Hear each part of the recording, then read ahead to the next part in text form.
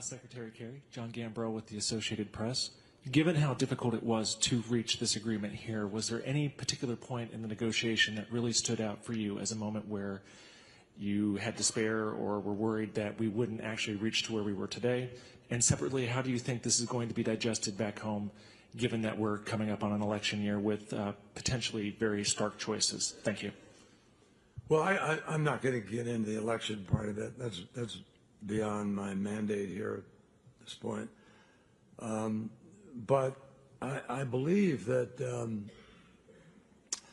the first part of your question is the moment. Well, I think the last few days have been the most complicated and most dicey because it starts to get really real as you come into this final moment. So once you finish the first week and second week and the statements and everything are out, the ministers arrive, and with the ministers here, you get into the really nitty-gritty of trying to come up with an agreement.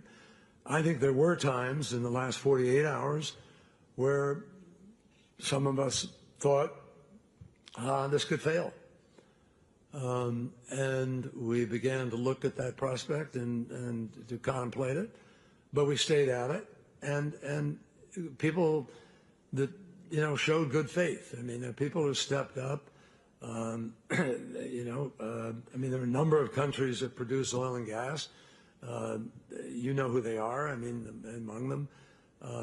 But they stepped up and said, we want this to succeed. We want to move forward.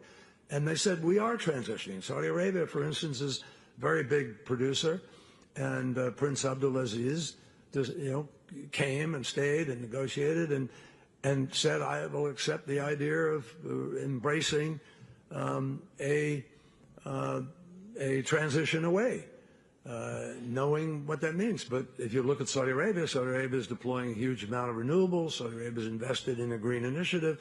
There are a lot of things happening. Those are the kinds of things that I mean that are taking place all around the world. And not every country is stepping up.